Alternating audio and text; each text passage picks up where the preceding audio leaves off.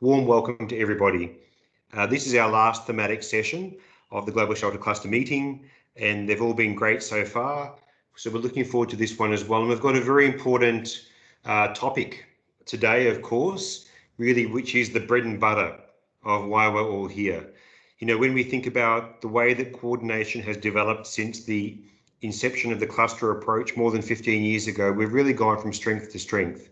Of course, there's a lot more to do, but we've now got some very sophisticated mechanisms at the global, at the country level. We've got a lot of new challenges. We've got looking at environment issues, subnational coordination, localization.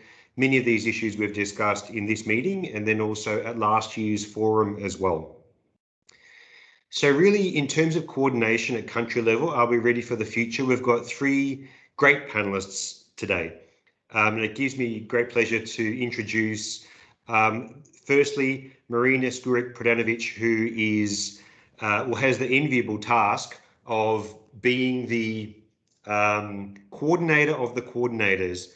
Marina's the chief of the system-wide approaches section in OCHA based in Geneva, and she does a great job at coordinating all the global cluster coordinators as part of the GCCG, the Global Cluster Coordinators Group. And Marina's been in this role for several years now and has been really inclusive and bringing the best out of the clusters and really encouraging a lot of cross-cluster coordination and joint approaches, collective outcomes. So it's been a wonderful experience having Marina leading this group and really supporting the functions and potential of the shelter cluster as well. The second speaker we have is Tom Banforth, who many of you will know. Tom's had a lot of experience at field level coordinating clusters. He's currently with UNHCR coordinating the Syria cross-border work from Gaziantep, which has its own particular challenges in terms of remote access, the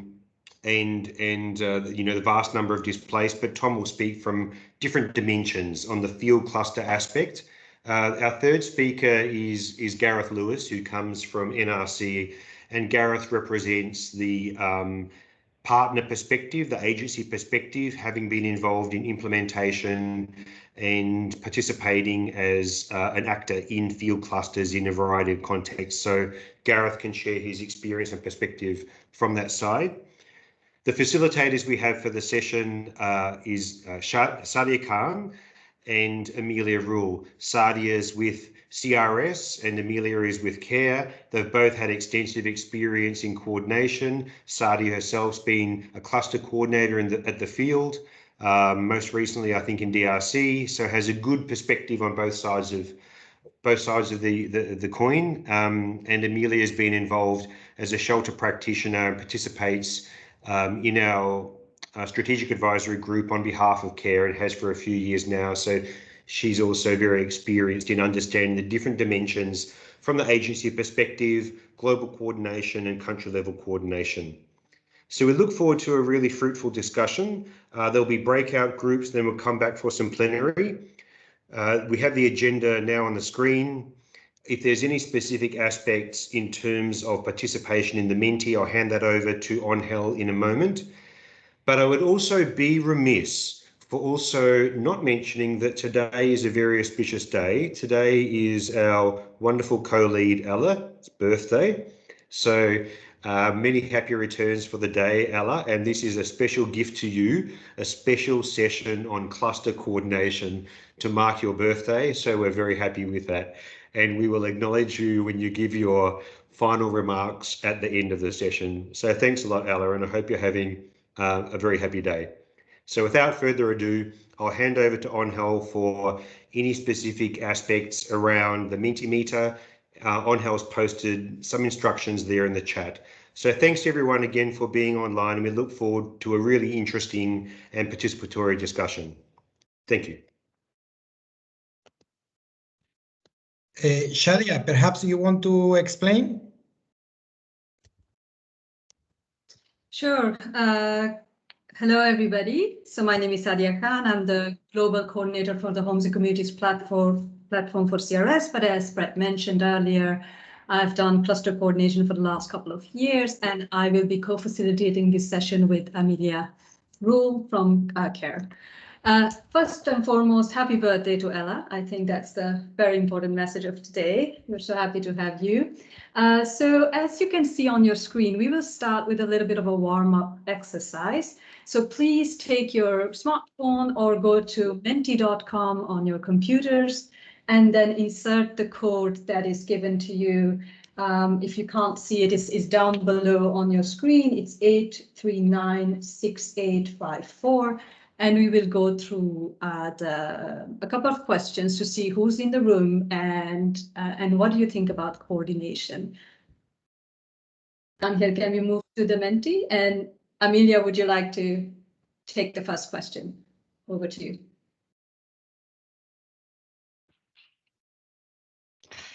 Hi, everybody. So yeah, just to get an idea of who's in the room and what the representation is, we have who do you work for? I hope a lot of you are well practiced at filling out these Menti forms now. So yeah, similar to other days, it looks like we've got good representation from the UN and NGO and Red Cross parties and some others, which would be interesting to know who those are. And we have one donor in the room. Okay, so perhaps we can. And we don't, Amelia, there is no government or local authority represented. No, so yeah, you should do better on that one next time. Yeah.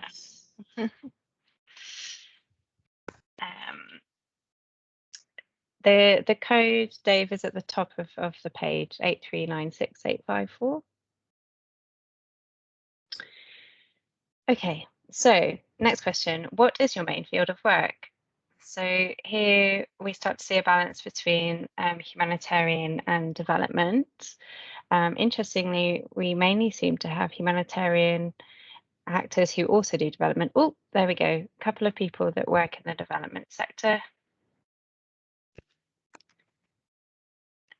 But predominantly humanitarians. Okay, I think that has slowed down a bit. So yeah, I've got a good idea of the balance there. So what kind of setting are you working in? Let's see.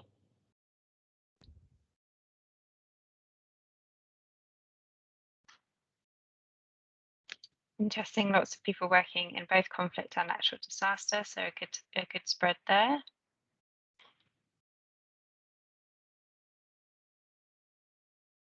Okay, but predominantly both. Okay, great. Nice to have that breadth. And so perhaps looks like that slowed down. So yeah, next question. And so now this is about in your roles, how are you relating to country level clusters? So that's clusters at country level, coordinating responses.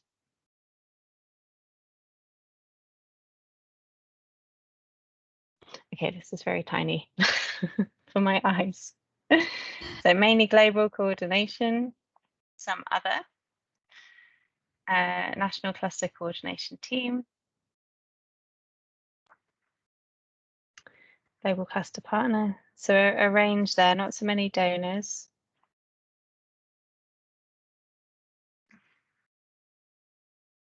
Okay, predominantly global coordination then in the room.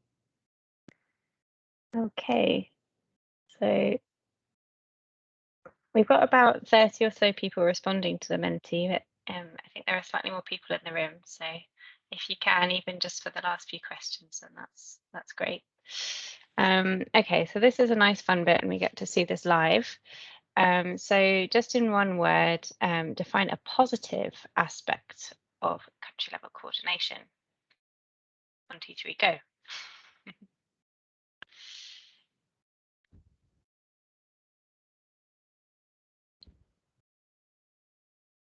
Fun. Some people find it very fun. That's good.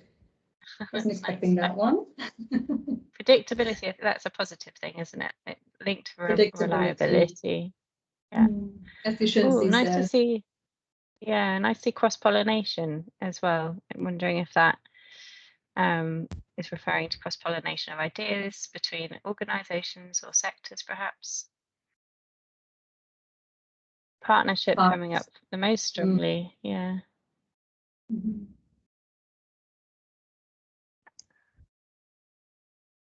Inclusion, getting a bit bigger there. That's really good to see. Okay, fantastic. Information sharing, great. That's what we like to see. Okay, so the next question, just in one word, state the key challenge to country level cluster coordination from your perspective.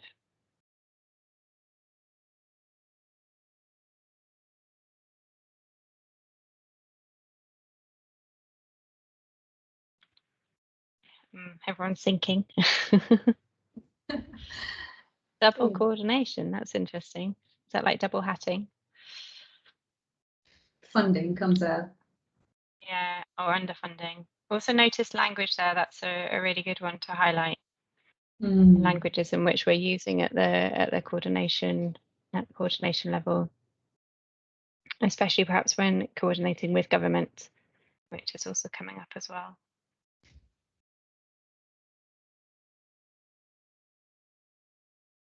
Apathy. That's what I just noticed. Be interesting to understand more about that.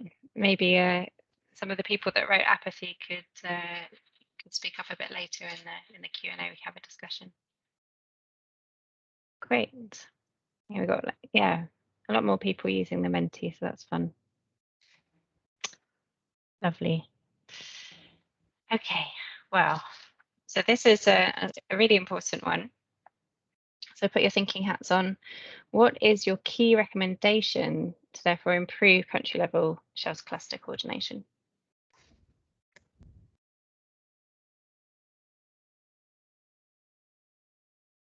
So this is a free text, so you can write a bit more than one word. I don't think it will let you write an essay though, so we'll have to wait for another time to do that.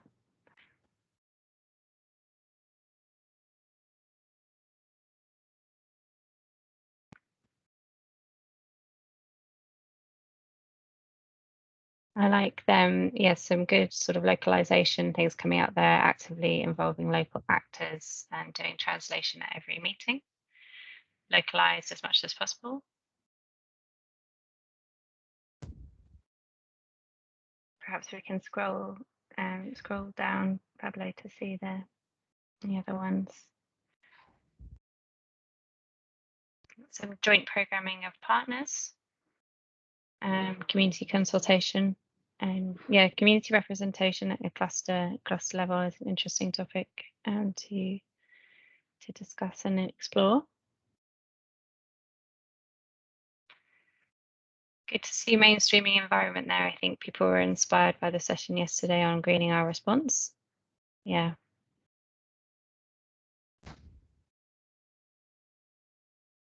In a more localized and better resource for organization, that comes back quite a bit. Yeah. And having this, sort of funding for the coordination in advance of the response, more resource sharing. So perhaps that's sort of like country level platforms where resource sharing becomes easier, especially in the age of Zoom. And improving government engagement has popped up again. So, and I think that's really links back to localization and translation comments also. I like the comment there. Regular coordination meetings, which aren't only in cases of emergencies. I guess that's again linked to that sort of DRR element of coordination. How do we keep things ticking over in the background just in case, perhaps in countries where there's very predictable reoccurring crises. Okay. And I believe that's the last question. Yeah. Thank you very much, everybody, for that. I'll hand over to Sadia. Thank you, Amelia. And now we're going to go to our wonderful panelists. So we are fortunate to have three panelists today. And before we ask them to intervene, please, colleagues, we are going to post the link to the, what is it called, Easy Retro board, where you can, and it's on your screen right now, where you can already post questions that come up. So don't hold back, just post them. If you have comments and if you like a question of a colleague, just give them a thumbs up so we know that that question, multiple colleagues are requesting for it. So that's very important. It's my pleasure to introduce you to Marina Čkurić-Radonović, and she is the chief of the system-wide approaches and practices section in OCHA. She has more than 20 years of professional experience in various representative and management positions in foundations, NGOs, and UN organizations at headquarters, as well as on country level. She has worked in a number of countries, including in the Middle East, Southern Eastern Europe, as well as West and Central Africa. And in the last 10 years, she has focused more on different aspects of private partnership, governance, humanitarian financing, and coordination. And she holds a degree in management from New York City. And today she's going to talk to us about some of the challenges and evolving factors driving changes in the humanitarian coordination system. Over to you, Marina. Thank you so much, Sadia, and I hope you can hear me well. And thank you to Brett for the very kind words, and of course to Alice. I'm going to return the favor and start by saying it actually is wonderful to work with Brett and Ella, not just because they invited me here today, but because actually of the real contributions they make to the sort of the collective work we try to do. So, and also all the colleagues who are what I would call the backstage of coordination, who perhaps are not so visible, but we know that their work matters incredibly. So, first of all, I was asked today to speak to a number of questions. So I'm going to run you through a few points which I think are key. So it's good to see the challenges come up because hopefully what I will say will resonate.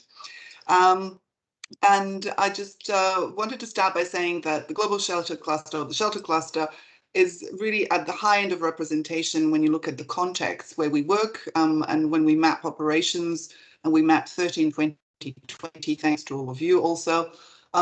The shelter cluster is really at the upper end, and at the lower end we have other clusters like ETC and others who are perhaps less represented, but in terms of coverage, you're really there. Next slide, please.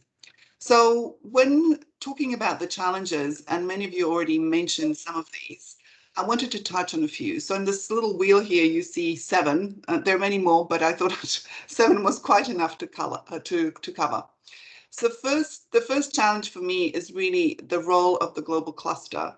And I think we realize very much that global clusters play an extremely important role, but are also stretched. So the cluster is really there to support country-based clusters, but also has the unenviable task of trying to cover many contexts. But it's such a critical role, so it's both a challenge and an opportunity, but we realize that especially when we have a number of emergency, that often is a bit of a challenge. The second is the role of cluster lead agencies. And there I wanted to echo a little bit of what people already said in the Mentimeter. I think what we see is different degrees to which cluster lead agencies understand their roles and apply them in practice. That can be both an advantage and a challenge. I think a good cluster agency will really be there to support you every step of the way, but also knowing the limits and knowing not to overreach. It will be there to represent you in an HCT effectively. It will be there to provide the resources and all the many other aspects and roles that a cluster lead agency plays. But we realize that sometimes there is a blurring of lines, and that is a challenge. And I think it really depends on personalities, situations, and so on. The role of HC is the other one, I think, which is really can be a bit of a challenge. HCs also have different approaches to coordination. Some of them are very supportive of clusters and really take an active role. So in an ideal situation, they would be appealing for resources, including clusters in discussions, also being able to have that immediate reach out to the clusters. So for us, a good HC would be doing that quite regularly through different ways. The resourcing, the ownership and the performance and the transition is something I'll go into a little bit more in depth, but these three I wanted to just cover very quickly. But I think in terms of a challenge, what really matters the most is what is our report card in terms of delivering, where and when it matters the most. And I think that is the critical question. And on this, I think our report card is a bit mixed. We will only be as necessary as we're useful and doing the job that no one else can do. So we know also from contexts like Ethiopia and Mozambique, they present the need for scale up and for quick scale up really presents a challenge to us all. So I think it's not something that's unique to your cluster, but it's actually something that is a challenge to the whole system. And that whole issue of getting resources, getting them quickly continues to be challenging. And the issue of the overall empowerment of the clusters, which I've already touched upon. Next slide, please. So in terms of those slices of the pie, I wanted to start with the first one, the resourcing, and just a bit of food for thought. So in terms of resourcing, we realize there's a critical role there, right? That global clusters really want to get the capacities and the cluster coordinators and the IMOs they need into the field. To be able to do that, they're inextricably linked to cluster lead agencies. Cluster lead agencies in turn say, well, we need the resources. So it's really a bit of a continuum, and you can't look at one aspect without looking at the other. In terms of fully dedicated capacity, which is something we strive for in the system, and it's something that is one of the ISC principles and guidance, which is already outlined, just to say that on the good news for the shelter cluster is that overall, globally, percentages at 60%. So that's the average in terms of coverage by full-time dedicated coordinators. The global shelter cluster stands at 70. So you're slightly above the average. So give yourself a tap on the back. I think collectively we'd like this to be at 100, but your report card on this is pretty good. I think on IMOs, it's pretty much the standard, which is 45%. The good news is that this is better than it was last year, so we went up from, I think, 38 to 45 in 2020, which is good. I think, again, we need to go up. Next slide, please. In terms of ownership, and here I'm going to return the favor to Brett. So I think Brett reached out to many of you 2-3 weeks ago because he was preparing for a meeting we had with our ICCG focal points to ask him what could OCHA be doing better on intercluster coordination. And I think he came back with some really good feedback. So feedback back to you, I think, was that what OCHA counterparts would like to see more of from cluster coordinators. This is now not unique to the shelter cluster, but I think as a general reference is to really participate actively in the ICCG. So when we asked them, so how do you see your role? A lot of them said that, you know, as OCHA, you often feel that you're somewhere in between a taskmaster and a babysitter and a cheerleader. Hopefully more of a cheerleader than a taskmaster, but there is this impression that somehow OCHA is always the one seen as pushing. On a good day, it's pushing something that needs to be done. On a bad day, it's something that's seen as, you know, driving an agenda, which is an OCHA agenda.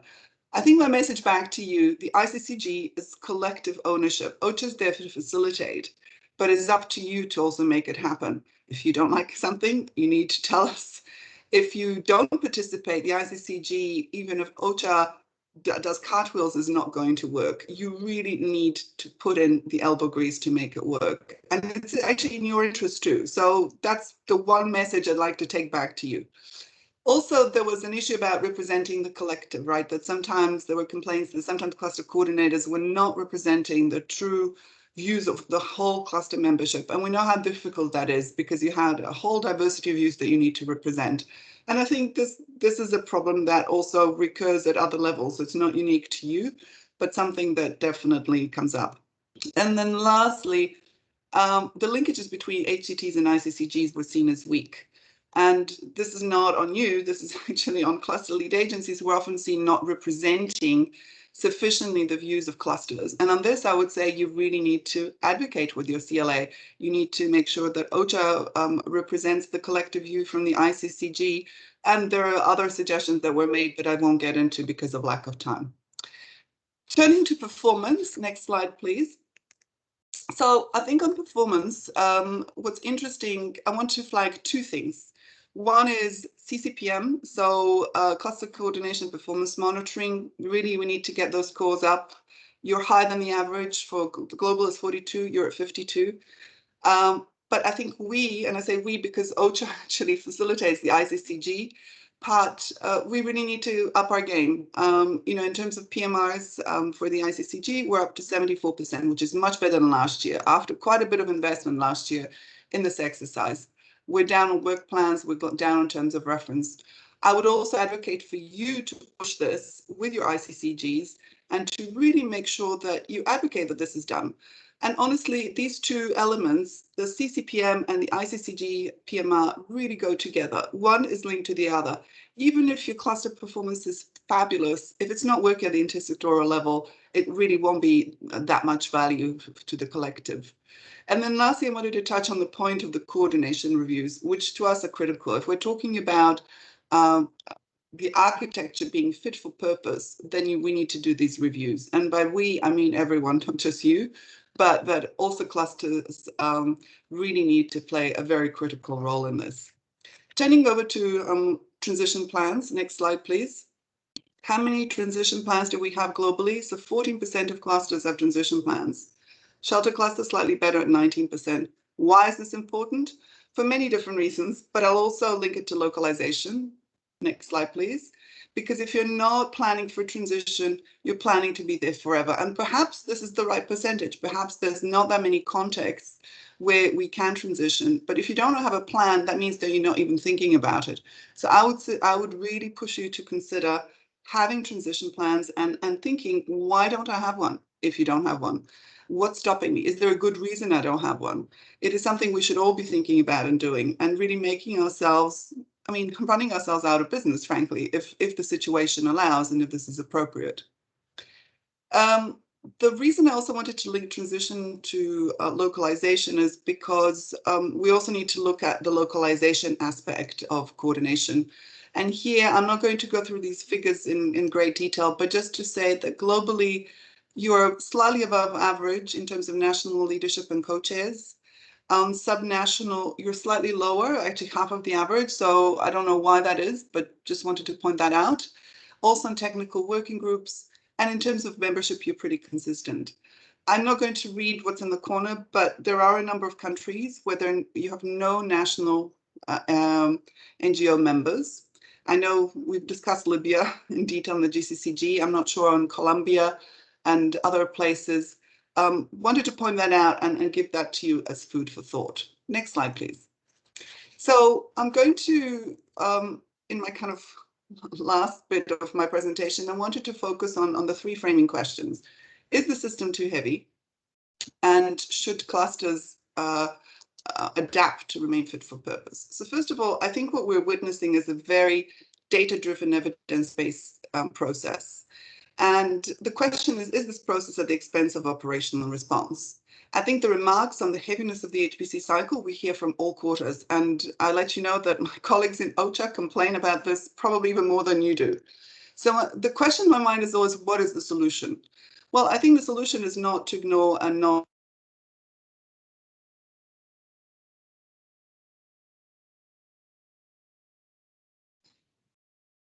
We lost you, Marina.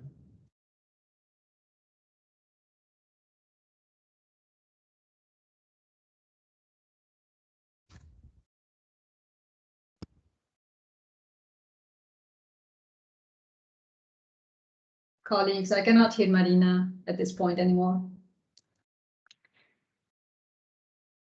No, that's a shame because she was about to give us all the answers. Well, maybe just give a couple of seconds. She'll come back, or if not, we can move on perhaps to the next panelist, and we can give Marina a chance to finish off perhaps in the Q&A. Sure. If colleagues, you agree, we will move on and give the chance to the other panelists and then come back to Marina, hopefully in the Q&A. While I see some questions popping into the Easy Retro board, please, colleagues, continue. Marina, welcome back. We lost you. Sorry, we lost you. I don't know why my team wrap up then. closed down on me. No worries. If you don't mind, if we could just go back, I think the last you heard about me saying the HPC steering group gives a new opportunity for engagement, correct? Precisely. please go ahead. Yeah. Okay, good. So I'll get on to 2. So are the cluster days numbered?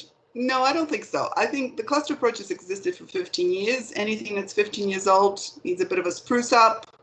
I think the global clusters really flagged this, the need for a review back in 2017. The principles, the ISE principles, took this on board, and we're going to conduct a review which has been shelved. We now have a new ERC coming on board in less than a month. Let's see what he says. If you ask my opinion, I think we do need to have one. It would be useful. I think the thing to note, though, there have been adaptations country by country. There have been different approaches by different types of clusters. There's been a lot of advancement on AP, on many other issues. I don't think there is a viable alternative. I think, clusters continue to be the main reference for coordination because of all the different aspects: clarity, predictability, accountability. And although there are other coordination approaches appearing, area-based, urban, etc., I think I see them as complementary to the cluster, to cluster coordination. So to me, it's not an either or. It's really a question of complementarity and how we deal with it. And then lastly, how can we collectively address the criticism of the clusters about them being siloed and self-serving? Well, I think joint needs assessment and the GF, with all its teething problems, is actually one avenue. Multi-purpose cache forces us to really look at things together, and I think it leads us away from siloing. So those are some of the opportunities. I really, again, call you to be active participants in cluster coordination and to really own things and to be responsible for things. And also that means, I'm afraid, yes, a little bit more workload, but it is there for the common good. So the strengthening of these efforts at both global and country level is really critical. And I think the work we've also done through the global clusters of doing things jointly it really helps, and helping operations jointly also helps. So just so you know, we're also there for you. The performance assessments I've already spoken about. I think they really help in finding better solutions to things. If you don't look at your performance every year and you don't pose yourself those critical questions, how will you improve? How will we all improve? So I really would challenge you, encourage you to do those. Participating in architecture reviews on a regular annual basis. And then in terms of financing, as my last point, I think there we have, there are lots of issues around financing, but I think there's the issue of the possible inequity in financing, the perceptions that sometimes CLAs are favored over non-CLAs in terms of funding that's allocated to a sector, the imbalance that exists between international and local actors, the differences between sectors, the variations in costing that exist between different clusters, and so on. But to me, that just further emphasizes the importance of joint intersectoral approaches. And really, I don't mean to sound like a cheerleader, but I honestly think that for me, what does success look like? It's really doing things jointly and really looking at it as a collective, recognizing, of course, everyone has their own individual interests, but that we really need to be there to support each other and to keep on looking for those opportunities. How can I do things better by collaborating with others? That's it for me. Over and back to you, Sadia, and thank you for the opportunity again. Thank you so much, Marina, and thank you also for coming back after the glitch. That's not easy online. Thank you so much. You have touched on so many important aspects, and I retain that a cluster is as strong as its members. And so to give us a view on the country level cluster as a cluster coordinator, we are fortunate to have Thomas Bamford, who's the senior cluster coordinator with UNHCR. He has worked in the humanitarian responses and international development since 2005. And before joining UNHCR, Thomas has spent 12 years with the Red Cross and the Red Crescent movement, including previous experiences as focal point for coordination with the Global Shelter Cluster. Thomas, over to you. Thank you very much for being with us. Thanks very much, Sadia, and hello everybody, and a very happy birthday to you, Ella. So what I wanted to do just now was to go through really a very quick case study of the situation that I'm currently working in, which is in Northwest Syria, and then expand into some of the broader questions about coordination that we want to talk about and that will be familiar to you. Maybe Angel, or whoever's in charge of the slides, would you mind going to the next slide? Great, thanks. So this is just a very brief overview. We're currently working in an enclave, essentially, in northwest Syria with very significant shelter needs. The conflict has been going on for 10 years, so we have situations of acute needs and also needs that have developed over the course of 10 years. And there are about 1,400 spontaneous self-settled camps across the region, hosting about 1.6 million people. Next, please. So these are very quickly just some of the issues that we have to face, both technically, but also in terms of coordination. So one challenge is obviously winter. The next. We have seasonal flooding. So over the course of January and February this year, there are about 400 camps that were flooded. Next. There are many people living in unfinished buildings that you can see who need shelter assistance in terms of repair and rehabilitation. Next.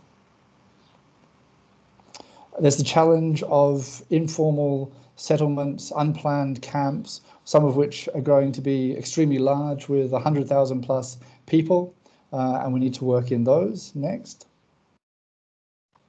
And then if those were some of the challenges we face, here are some of the solutions that have been negotiated with the cluster. So one is obviously the tent. Next. Site improvements have become a critical element of shelter cluster work. You can see here drainage ditches within one of the camps. Next. In terms of winterization response, we estimate that we have between 1.6 million and 2.2 million people in need of winterization assistance. So that's a critical part. Seasonal assistance is a critical part of the cluster work. Next. That we have a range of other solutions that we're terming dignified shelter solutions. So some of those people have already begun to implement for themselves. So you can see here a transition from tents into locally procured breeze block and concrete structures. Next. There's the refugee housing unit, which has additional added value of site planning. Next. And then finally, what we're terming dignified or designed shelter responses. And this is a recent development of the cluster, which allows agencies to use locally procured materials such as breeze blocks or concrete in order to build temporary shelters that are of equivalent standards to an RHU. So I wanted to quickly run through some of those solutions and challenges for the shelter cluster in northwest Syria, because I think that they talk to a number of the broader issues that we have in coordination. So one of those is the increasing complexity of coordination. As you can see in this context, as indeed in many other contexts, we're dealing with climate change, natural disasters, within a conflict setting, within additionally an economic crisis, and all of these are linked and all of these inform each other, and all of these additionally inform shelter solutions and shelter strategies and what we need to try to advocate for. Sorry, someone just commented about the bracing behind me. It's true. It's a good example of bracing. So the other question is the question of what is shelter in these contexts, a fundamental question. And of course, this always has to be negotiated and renegotiated for contexts. But everyone has different views about it: donors, government, NGOs, survivors, and so on. And I think within the system, particularly with donors, governments, and also the institutions that we work for, there are particular established processes and definitions, and some of those are strained in the context of the additional challenges that we face that I outlined just before in terms of disasters, climate change, conflict, and these complex crises as well. So we're caught, and this is one thing that we've experienced in northwest Syria, between providing something that is better than nothing, but is short of permanency. There's that grey area between shelter and housing, and what is acceptable and what isn't acceptable that we see in a number of different disasters that has to be renegotiated time and again. And that's often a very difficult decision, and often one that's ultimately decided by pre-established donor, government, institutional policies and principles, not necessarily ones that respond to the need as we see it and as we experience it on the ground. There's the question, of course, in these current contexts of COVID-19 and how we deal with the question of remote management. And to some extent, I think that this is, the clusters are actually quite well set up and well suited to this in some key respects, that the clusters are not implementing agencies. So much of the work that we do in terms of the relationships, the strategy building, the analysis of gaps, the development of technical standards and so on, I mean, that can proceed, even though it is perhaps more difficult not being able to go to the field itself. The strange thing in Northwest Syria, and indeed countries such as those in the South Pacific, which isolate themselves in order not to have cases of COVID and yet then experience natural disasters, such as Vanuatu last year, is that you get this sort of remote management, people who are managing remotely who are also not in country as well. And there's a sort of a strangeness about that. But in a sense, it talks to key cluster strengths, the relationship building, the importance of having local co-chairs, the rise of local actors and local participation within the clusters. In all the clusters where I've worked, where there's been this remote management, the language has actually shifted.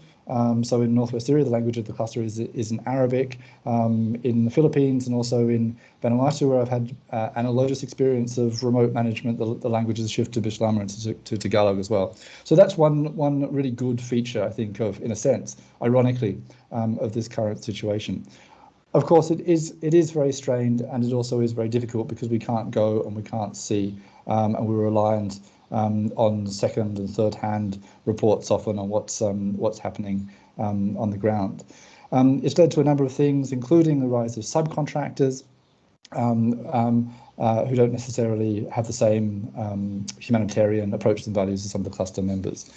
And this leads me, I think, to a final point, which is around the capacities of local actors. I think one of the things that we've found is that while there are many good things in terms of localization and local engagement, there are also, I think, important ways in which international actors can support and enhance the work of local actors. And I think that one of the issues that we're facing currently in Northwest Syria, as perhaps in other contexts, is that there is an absence of sustained international involvement, given the scale of the situation. And I don't think it's enough to rely only or extensively even on local actors. These partnerships are absolutely crucial in terms of expertise, in terms of funding, in terms of developing technical quality and standards to be able to address very complex crises like the one here in Northwest Syria. So maybe to wrap up, I think there are three key points in my mind to highlight. I mean, one is the need for education and engagement with donors, and also additionally private sector actors and private donors around the fundamental question of what are appropriate shelter responses in these kinds of complex and interlinked environments. The second, I think, is a critical role for all of the clusters, which is around capacity development. And this goes, I think, for all of us, for the UN and INGOs as well, that we need to think about ways in which we can really support local actors in terms of the management of programs and in terms of the quality of programs as well, especially in contexts where we rely on them as key implementing partners and where we don't have access to work alongside. So that's, I think, a critical task of clusters in this COVID context, but also in the future, given the importance of localization. And then I think the final question, I mean, given the final observation, given the fact that so many of these elements interlink, the importance of intercluster forums. And I think that I probably differ slightly from Marina here in the sense that it's not just up to the clusters themselves to make best use of forums like the ICCG. I think that needs to arise from a wider conversation with the humanitarian community and also with OCHA. So that's, I'll leave you there with a few thoughts. Thank you. Thank you, Tom. That was wonderful. And those points are well taken. Colleagues, please continue. And there are a lot of questions for you on the board as well, which we will look at just in a minute. But before that, we have a last speaker, Gareth Lewis, and that's a very important perspective, personally one that I like a lot. He will give us a perspective of NGOs or as partners, how you contribute or relate to the cluster. So Gareth is a shelter wash specialist with the Norwegian Refugee Council, and he has been working with their Syria Response Office based in Jordan for the past 3 years. He has worked in the humanitarian sector for 9 years, but prior to that also spent a couple of years in the private sector as a structural engineer. And he has worked in area of context, going from Haiti earthquake response to refugee response in Greece, and now the internally displaced persons response in Syria. And for each of these, he has been an active member or related to the hub or sub-country level cluster coordination. And so he'll be providing his perspective and recommendation from an NGO perspective. Over to you, Gareth, and thank you for being with us. Great, thanks, Sadia, and thanks everybody for giving me an opportunity to kind of share this perspective.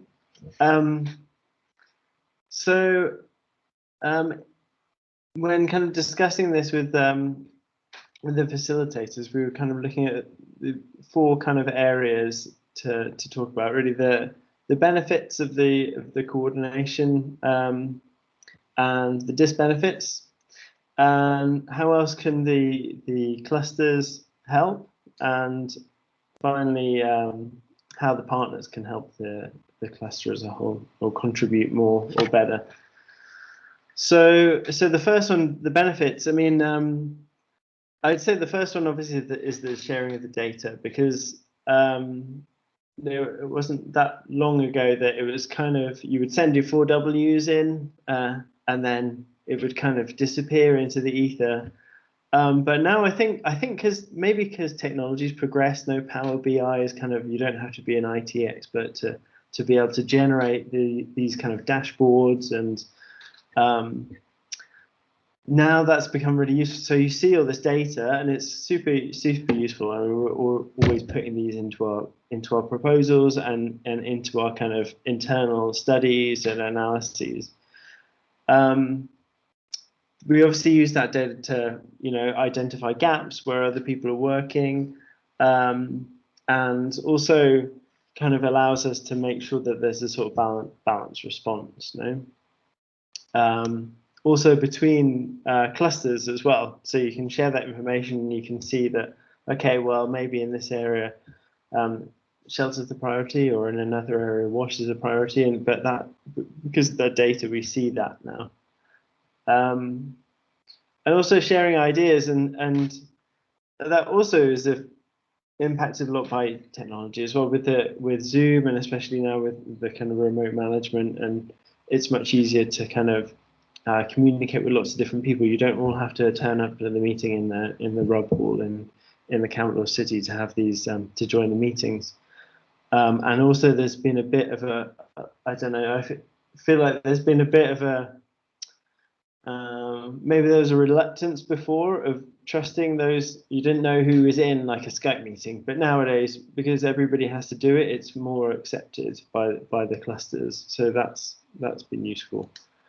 Yeah, so sharing ideas, that's the kind of second benefit, really. So to be able to present pilots or to present kind of studies, and then have our kind of peers like critique them, and also like get ideas for your own programming.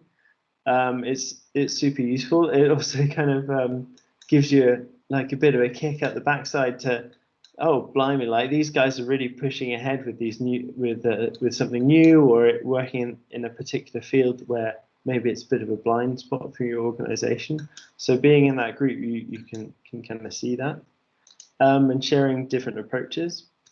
There's obviously all the tools and all the guidelines and the stuff that the cluster produces itself as well, while in kind of collaboration with the partners.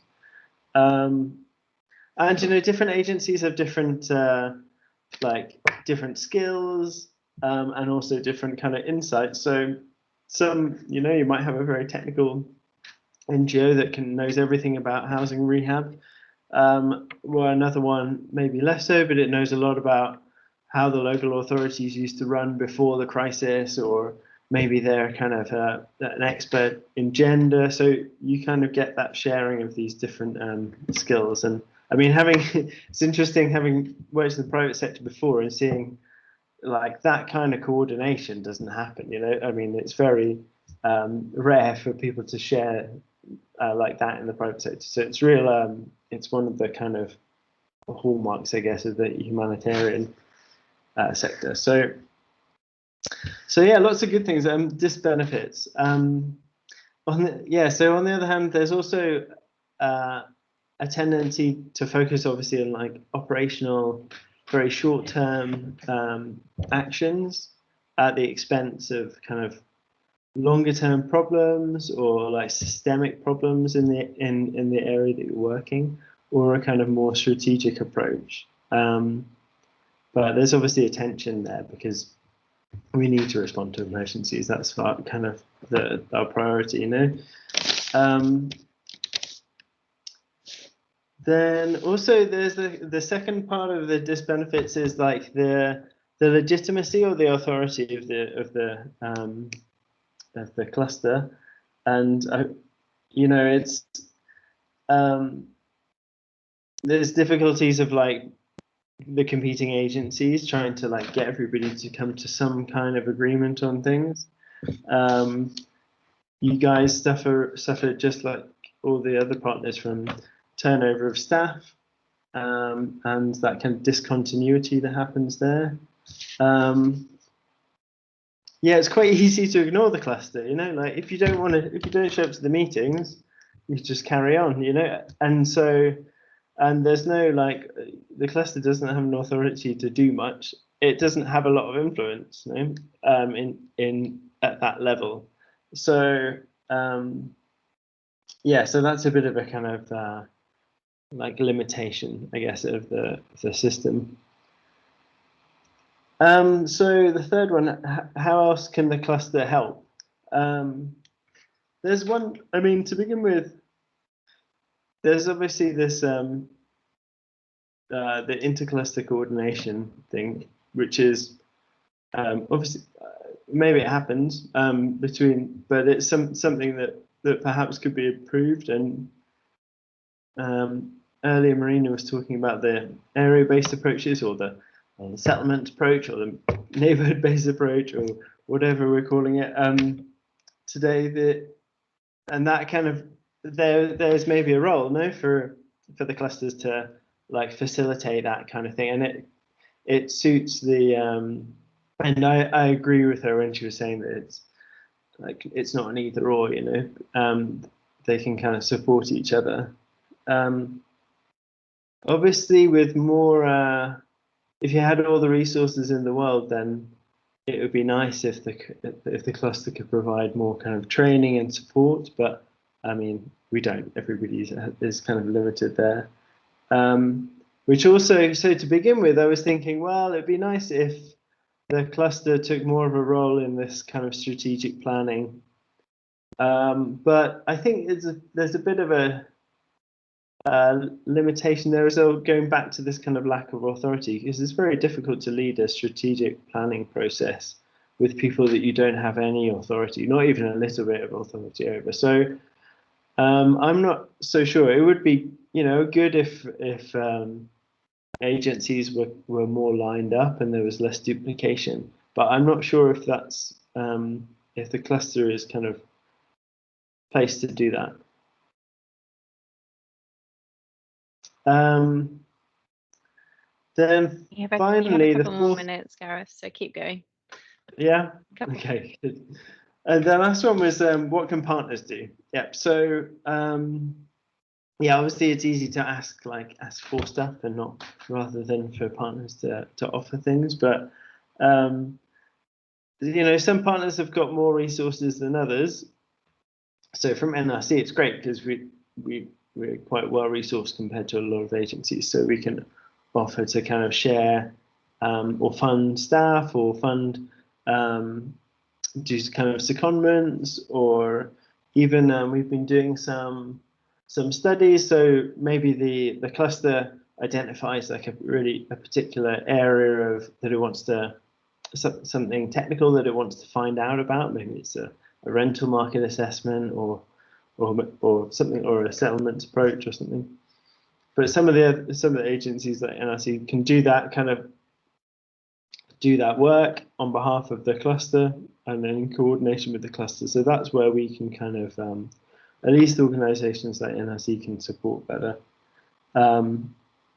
Yeah, but I'm not sure because with the smaller NGOs, I'm not really sure if they're in a position to offer additional work. So apart from attending the meetings and sharing the information, they're a bit more limited in that sense. So yeah, there's my 4 points really. I hope there's something there for us to discuss in the Q&As. Thank you. Can I just wrap up? Thank you to the 3 presenters, Marina, Thomas, and Gareth, for your comments, and I'll hand it over to Amelia to walk us through the Q&A. Thank you very much. Brilliant. Thank you all. That was fantastic. Really, really interesting to have those 3 different levels in terms of coordination. Okay, so we're going to move into the Q&A now, and thank you so much for the fantastic questions on Easy Retro. For some of them, I think it would be nice for people to perhaps say them out loud as well, so we have a little bit more interaction from the people in the Teams room. But firstly, I just wanted to perhaps offer the floor to some of the panelists as well, because it would be nice if you've got any comments or responses or perhaps questions for each other which haven't yet been discussed, for you to have a quick opportunity to do that maybe before we go to the wider room. But if you don't, then that's fine. But just give you that opportunity there.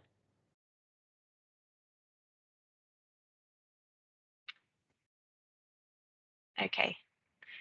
Everyone seems quite quiet, so perhaps we'll move on to the questions.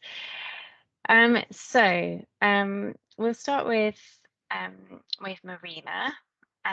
Marina, the most popular question that has been voted for is, it could be a bit controversial. So the ICCGs seem more focused on OCHA's issues rather than intercluster sector coordination.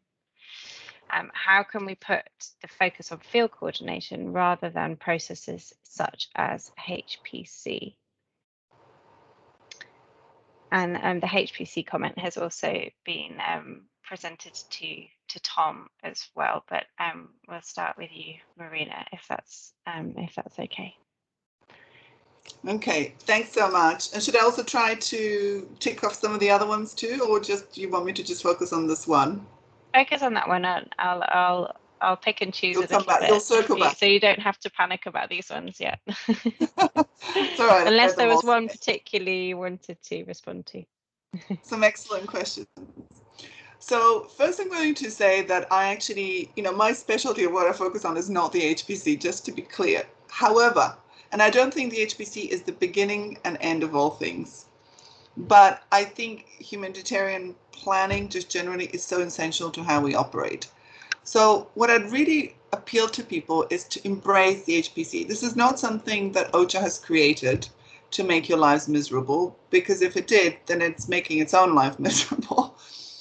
But it's actually something that's been accepted as a clear need. It helps us plan and so on. I appreciate, and as I said, we hear this complaint even more, I think, from our field colleagues who work for OCHA in the field, that the process is heavy. How did we get here? Well, we got here because donors require a lot of information. None of this comes out of the blue, right? We have strong pressures on accountability, which requires to report against a number of data points. The whole thing becomes very heavy as a result. I think there's a universal call to lighten it, and I'm all for it. I think the question is, what would you suggest? And, you know, what's the process by which we're going to bring about a lightening of the process? And I think there's no one in the room around this call or elsewhere who would sort of say, no, I don't want to lighten process. The question is, how do you balance the donor needs and the donor? I mean, you know, you are feeding a lot of that sort of data needs to be there. Can processes be simplified? You know, I would actually challenge you to also say, well, what do you think you can do about it? Well, you can talk to your global clusters. Your cluster lead agency needs to make concrete suggestions in the discussions that take place on the HPC. OCHA does not come up with the HPC by itself. It's a joint collective process, and we do it together because we have recognized over the years that it's good to plan together. When I started humanitarian action, we weren't doing that. And then we had various processes and we had the caps and so on. So we've gone through a whole evolution. And yes, we've ended up with a heavy process. But I think we all have a responsibility in then making it better. If we think something is not working, we really should make it better. So I would just say, rather than just be irritated, do embrace the discussion on how it will improve. So I'm appealing for it. I've just come up with this, which is tender loving care for the HPC, TLC for the HPC. But engage, you really, really, really need to engage. So I would really boil it down to that essential.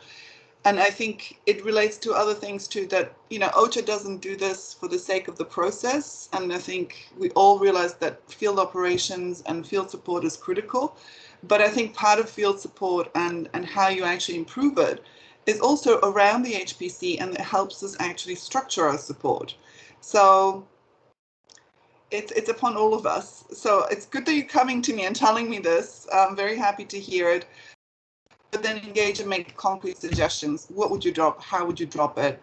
And what's the price tag at the end? What else can you do, you know, that we're not doing, and what can we change in what way?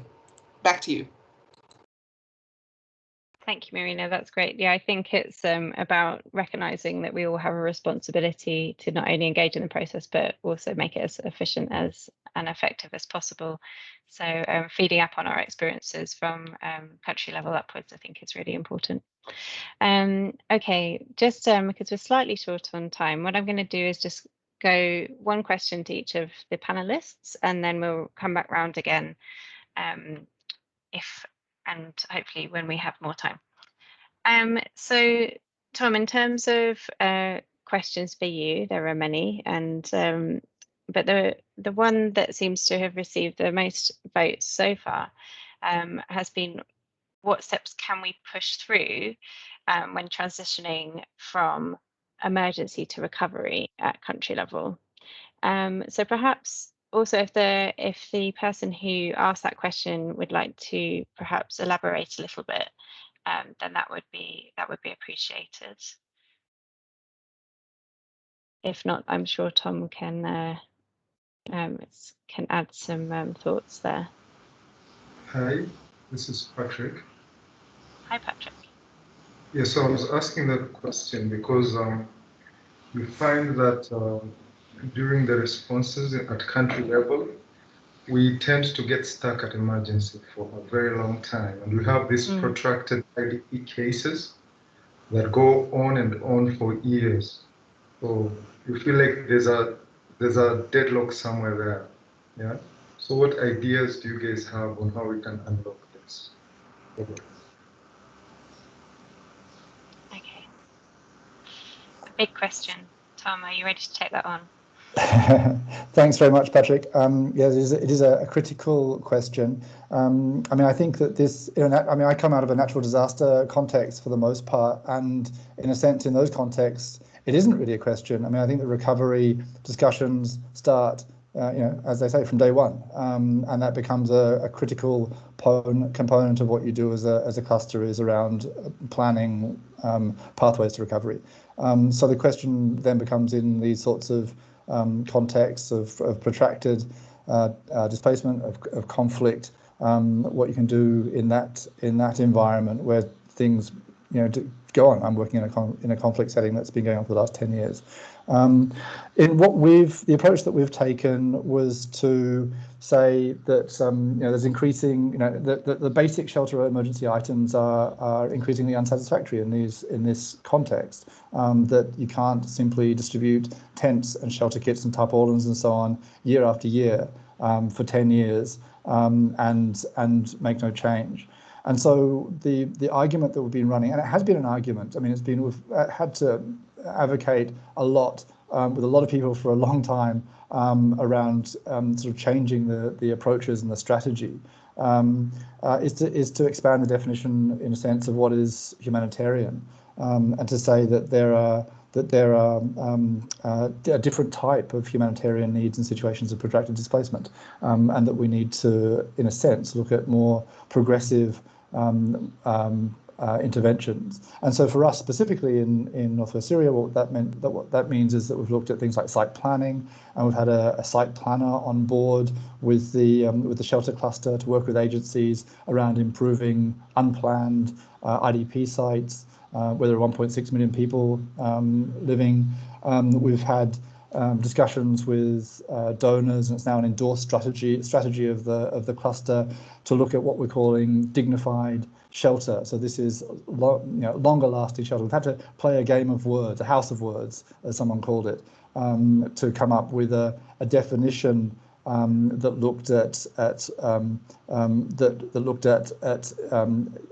humanitarian solutions, but also somehow didn't give the suggestion to humanitarian donors, to governments, and so on, that we were doing things that tipped over into the longer term, into something that could be thought of as durable or permanent.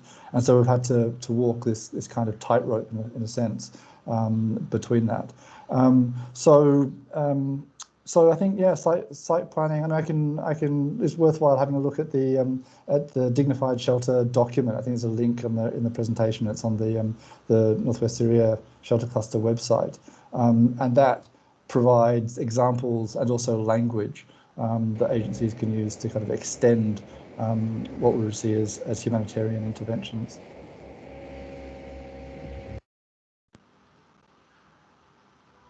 Fantastic. Thank you, Tom.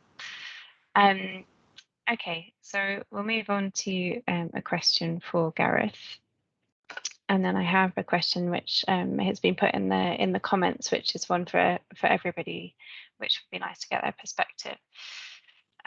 Okay, so Gareth, I think this is a really, really key question, and one that I would have also voted for.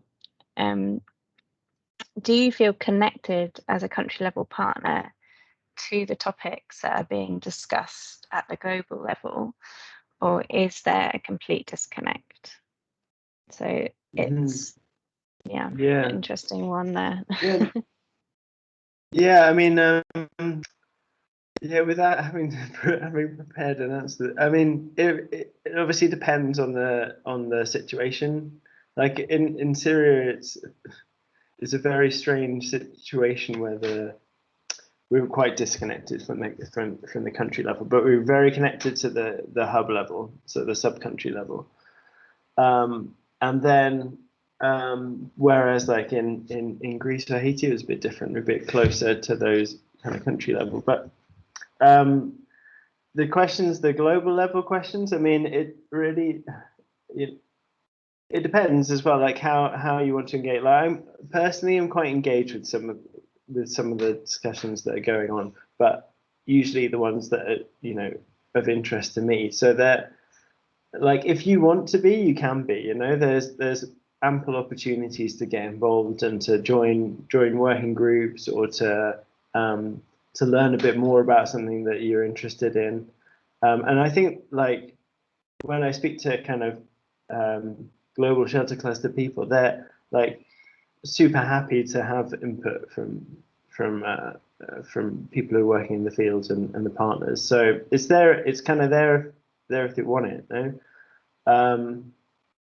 Some of the questions about like more the coordination, like the HRP processes and things like that. Yeah, no, okay, that's pretty, like, that goes a bit over my head, and and the links between the cluster and OPTIA, that begins to be very distant from where I'm sitting. But yeah, no, it's there.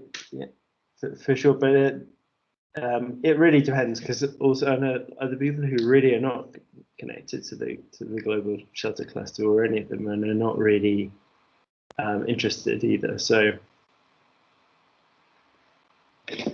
yeah. Okay. Yeah, and sort of briefly speaking from my own experience of being in that similar situation, I think it really depends on time, and if you're in the midst of a sudden onset or a peak in a crisis, in a protracted crisis, then there's little time to be engaging with what's happening at that global level. But there are always relevant topics there which link to your contacts. So okay, brilliant. So I'm going to ask a question that was in the other comments, and if we have time, it would be nice just to get a quick response from all three panelists.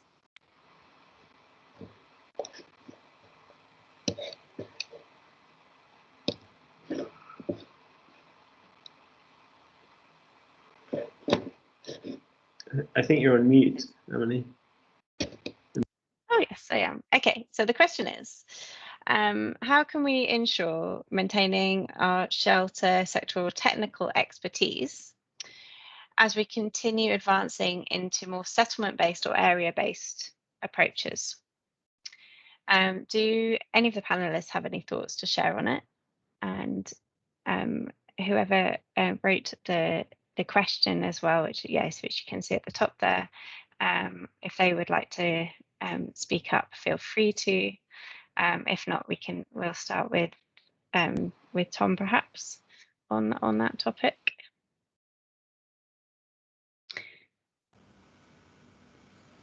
Tom, is the question clear? Yeah, great. Yes, I think so, about settlements approaches. Yeah, look, I mean, this is also part of shelter expertise. I mean, if you think about the wider, built environments, I mean, I think that, one of the things that we can do within the clusters is to bring in a wider range of technical support, actually, from within the built environment professions. We're used to architects and engineers and builders and so on. But one of the great things here has been having a site planner. So I think thinking a bit more broadly about what the what options there are within the built environment profession is a useful approach to that. Super, thank you. Over to you, Marina.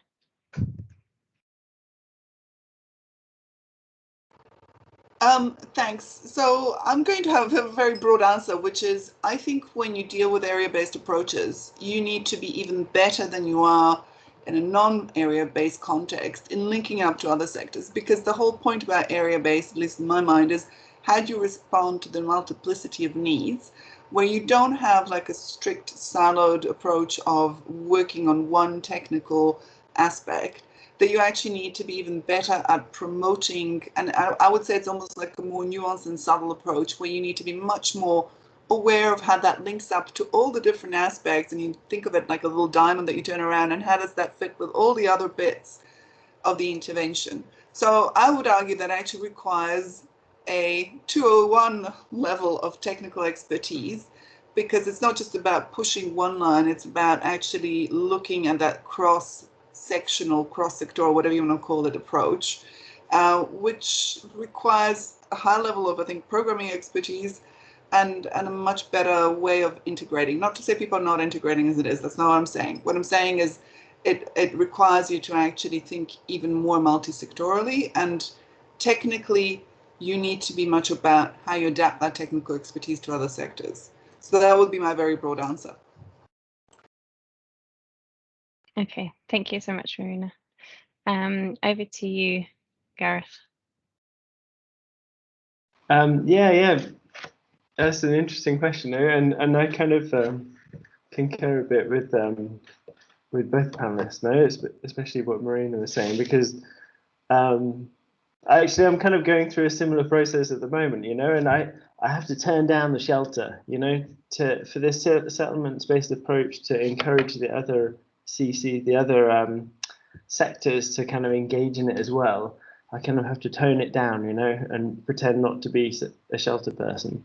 But don't worry, because the whole point of doing these settlements approaches is, well, eventually you're going to be, it does lead a bit to doing kind of infrastructure, and quite the more technical and the more kind of complex technical kind of shelter work or technical wash work. So yeah, it's kind of interesting, like how you've you'll still need those skills, and actually, you know, I was talking to Tom about it just a few days ago as well, and you know, it kind of, because also the community and the beneficiaries are hopefully generating ideas for projects for you, you probably find that you'll be required to learn some new technical skills as well, so that you can kind of deliver the kind of things that the beneficiaries want. So yeah. Okay, brilliant. Nice to get 3 different perspectives on a similar question. So we haven't got very long left, and soon we'll have to start wrapping up. Across for each of the panelists, there's a question about funding. So I thought it would be nice maybe just to throw this out to all 3 of you, in terms of where do you see, so perhaps for Gareth, you know, where do you see the role of the cluster in terms of helping NGOs have better access to money for the response?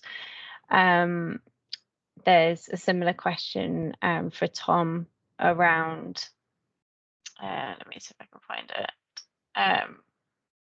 But there's a similar question for Tom around having that balance between bringing together pooled funding as well as pushing technical support and standards.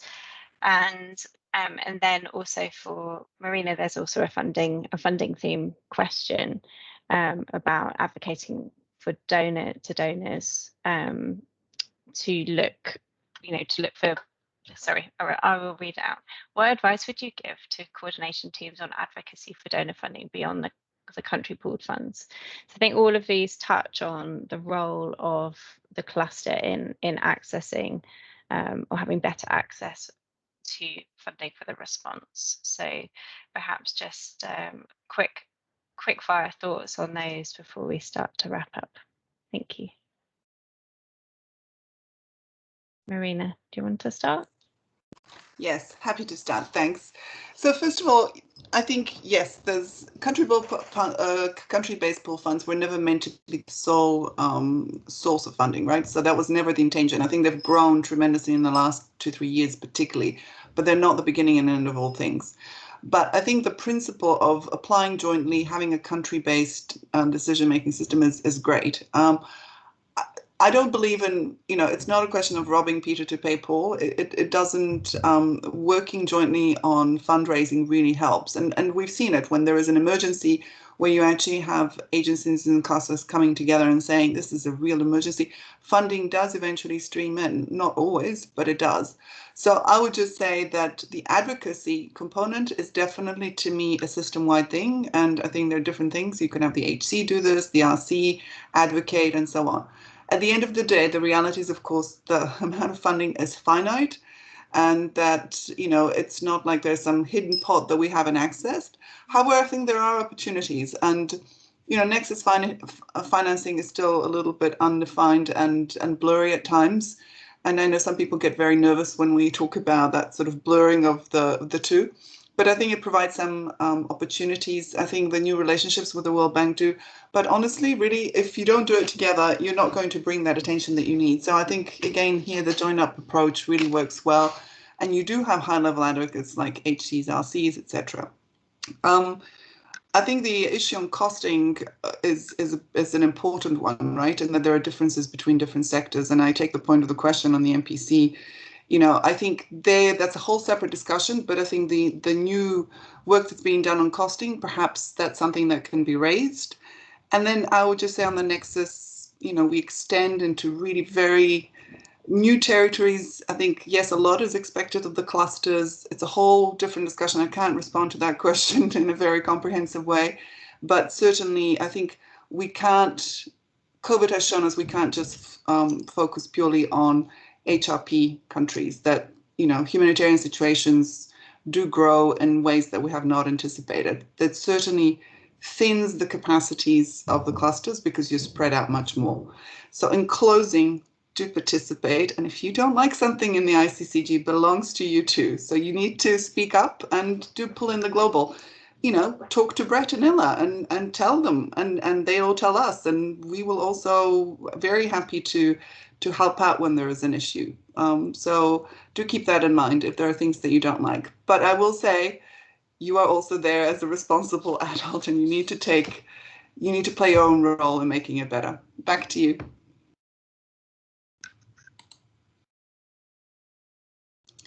Thank you, Marina. Okay. Hearing the message loud and clear. Thank you. Gareth, I wondered if you had something to add to that in terms of accessing pooled funding or accessing funding through the cluster at a country level. We only have a couple of minutes left, so if you can make it short and sweet, that would be amazing. Yeah, that would be amazing. Yeah, I think, yeah, it's that pooled funding is super useful but maybe for the smaller NGOs as well. And I know in Syria the cluster's been providing them support in applying to that as well. But I know for us, we kind of don't bother applying for it so much because it's quite clunky compared to the other options that we have. So yeah. The cluster is, the other thing I wanted to say was that the cluster is also, yeah, the advocacy thing on specific crises within crises, and trying to like pulling like a context analysis and getting donors to pay for the response is also really crucial, and really that's a key role, I think. Fantastic. Yes, yeah, especially around the assessment stage. Great. Tom, have you got a magic last thing to say on that before we wrap up? Sorry, just very briefly, just to add to the previous comments. I mean, I think that the pooled funds here have been terrific. We're facing the situation where there may be a non-renewal of the resolution, which allows the UN to operate in this context, and we're facing the possibility of the absence of the pooled funds. So we're really acutely aware of what they do and what the costs will be if they disappear. 68% of the local NGOs working in northwest Syria are dependent on pool funds, so they are, you know, a major contribution to the localization agenda. We don't find them particularly clunky, actually. I mean, the great thing about them is that the funds are there. So as long as agencies put in a decent proposal, the funds are there, and the cluster, not the donor, is able to recommend the proposals.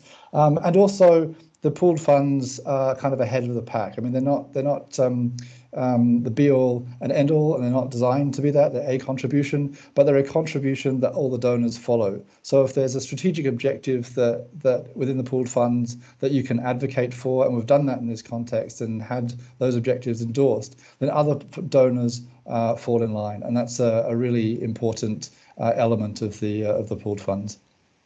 Fantastic. And yeah, and perhaps some of the larger international NGOs, it's our role to support local NGOs to be able to access the pool funds and understand that process as well. Great.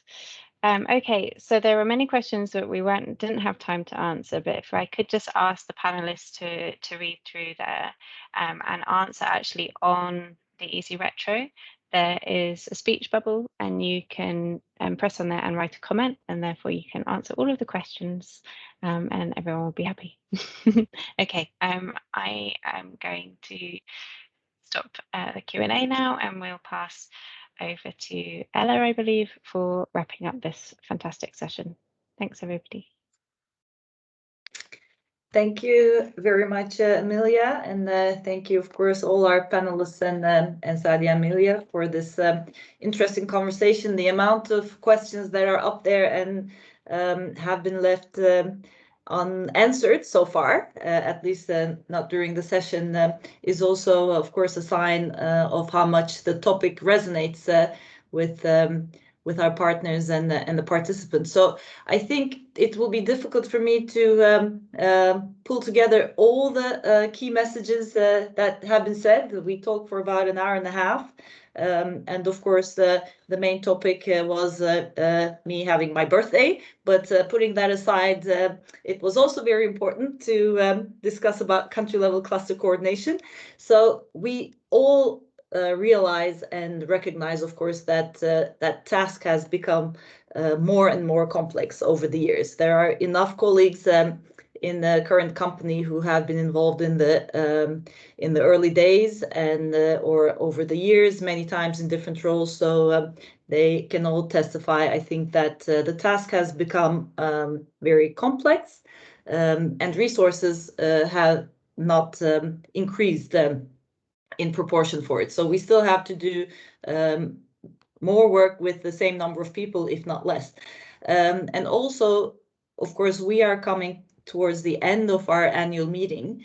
We will be closing tomorrow. And so far we had about, I think, 25 very interesting sessions in which we have discussed a really wide variety of topics. And in the end, it all comes down, whatever we discuss there, whatever we want to do as a collective, it all comes down to the shoulders of the country cluster teams, of course. And Marina had pointed out that maybe Shelter Cluster was doing slightly better in terms of staffing. That's, of course, it's a nice thing to know, but it's not something that we need to bask in and get comfortable with, because we also have a lot of clusters that are understaffed, and we also have a lot of coordination mechanisms that we're not able to support in the way that we would like to. So it's not the time to get to relax. And of course, we also do recognize the challenges. But I think for me, one very important point to reiterate is that we are not disconnected from what's happening at the country level. And of course, everything is actually to improve the level of services at the country level. So there is no point in us having a fantastic global coordination if that's not being mirrored or being felt at the country level. So I think it's important for us to mention, Marina has already pointed out that the entire global team, and we also have regional support colleagues in our cluster. We are there for you to be able to raise your issues with us so that we can also raise it at the appropriate platform. So it's not like when we ask you to fill in a questionnaire, we really do something with that result, and we try to raise the issues with the GCCG, or we're quite often invited. Also, Marina represents the GCCG there, but we have the opportunity to feed into other discussions like through OPAG or our emergency directors. So if you tell us what are the issues, you can be sure that we will try to do our best that they are listened to and addressed. So I would like to put it out there. Also, of course, we are expanding on our support team to help you navigate this changing environment. So hopefully tomorrow at our closing session, you'll be able to see the full support team. All of us are there to help you navigate all those challenges that you have raised, the panelists, and also you have raised through the questions. So I hope that you don't feel that there's a disconnect and not everything is just coming your way because we want to fill out a checklist. I have heard, of course, a couple of points that are, again, very useful to repeat. So that's the continued importance of having a dialogue with our donors, private sector, non-traditional stakeholders. We're very happy that this year we have been able to revive our donor consultation group in some, and we also have bilateral with our donors, and in some of these sessions we're looking at specific countries as well. So that's another opportunity to raise issues in a more private and safe environment. And also, of course, what Tom was mentioning, capacity enhancement for local actors is an ongoing, it needs to be an ongoing point of attention for us. It's especially important in the remote cluster coordination that we see in Syria or what we had to do because of COVID. But I also believe that it needs to be something that we really hold on to and not go back to when things go back to normal or when we get access. I think the local systems, the local stakeholders are really worth investing in and are really a key for us to also perform well in other things such as navigating the nexus that are expected of the clusters. So it's a great way, I think, to have that linkages. Well, to finish, I think maybe on a positive note, of course, we have a lot of challenges. The challenges continue to change, but there are still opportunities to improve coordination. I think it was very positive in this year's meeting that we had so many sessions with our other cluster colleagues, and that there's really this energy and momentum to look at things that we can advance on together at interagency level, but also at intercluster level. So I hope that we will be able to capitalize on that energy as we move forward. Of course, also this year, maybe one difference was that we didn't have our country cluster. We didn't have our workshop with our country cluster teams. Usually we have it back to back with the annual meeting. We're going to be having that a little bit later in the year. So there will be also a lot of opportunities there, hopefully, to discuss the challenges coming from the country clusters that we haven't had the chance now to discuss maybe at the annual meeting.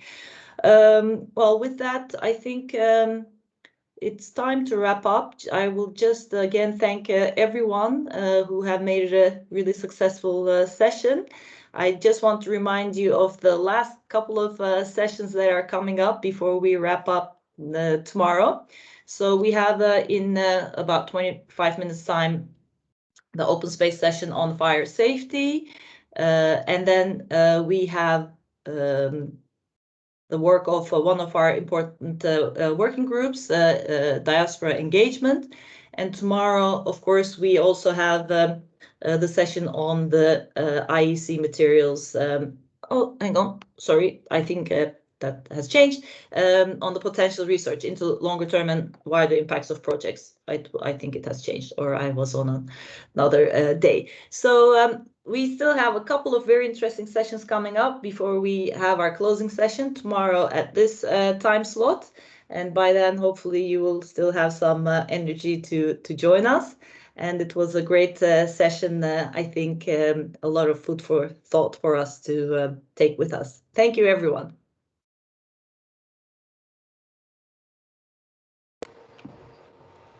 Thanks. Bye.